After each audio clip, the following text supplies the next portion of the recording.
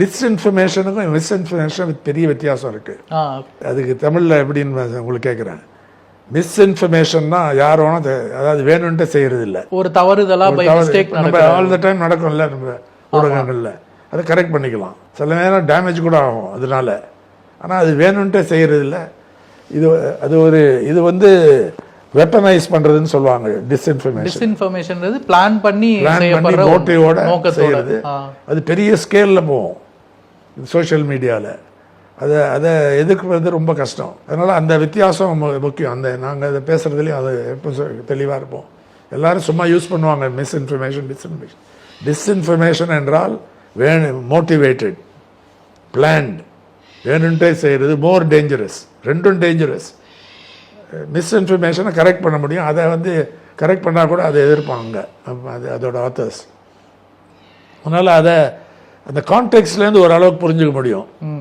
ஒரு டிஸ்இன்ஃபர்மேஷன் பார்த்தேன். America vice president வேன்ஸோடைய wife வந்து உஷா வேன்ஸ், இந்தியன். இது அவங்களுக்கு இது பிடிக்கவே இல்லை அப்படின்னு ஒரு தகவல் வந்தது.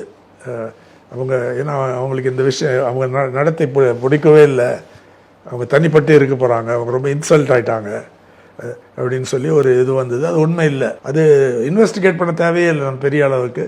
கான்டெக்ட்ல இட் மேக்ஸ் நோ சென்ஸ். ஏன்னா அதுக்கப்புறம் இந்தியாவுக்கு வராங்க, அதுக்கப்புறம் வேற நிகழ்ச்சியில் போகிறாங்க அந்த இதில். அதனால் அந்த மாதிரி தவறான ஒரு க்ரூடாக வந்ததுன்னா நம்ம கான்டெக்ட்லேருந்து புரிஞ்சுக்கலாம்.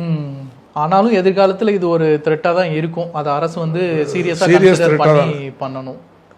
ஆனால் ஆனஸ்டாக செய்யணும், அதை கரெக்ட் பண்ணணும். அதே நேரத்தில் மீடியா லிட்ரஸின்னு சொல்லுவாங்க. இப்போ பல நாடுகளில் அது செய்கிறாங்க. அதாவது ஸ்கூல் லெவலில் போய் எப்படி உண்மையான இன்ஃபர்மேஷனை தெரிஞ்சுக்கிறது, எப்படி மிஸ்இன்ஃபர்மேஷன் டிஸ்இன்ஃபர்மேஷனை ஸ்பாட் பண்ணுறது, அதுக்கு எதிராக ஒரு டிஃபென்ஸ்ன்னு சொல்லலாம். அது ஸ்கூல் லெவலில் மீடியாவை பற்றி லிட்ரஸி கொடுத்துட்டா அந்த மக்களுக்கு அந்த தே வில் பி எம்பவர்ட் ஓரளவுக்கு அட்லீஸ்ட். அதையும் செய்ய வேண்டும், ரெகுலேட்டும் செய்யணும். இந்த இதில் இப்போ ட்ரம்ப்பே எவ்வளோ பொய் சொல்கிறாருல்ல, கம்ப்ளீட்டாக ஃபால்ஸாக சொல்லியிருக்காரு பல விஷயம். நியூயார்க் டைம்ஸில் போடுவான், இது வந்து 800th 900th லை அப்படின்னு சொல்லி போடுவாங்க. வாஷிங்டன் போஸ்ட்டில் என்ன போட்டு தான் இப்போல்லாம் கொஞ்சம் பயந்துருக்காங்க.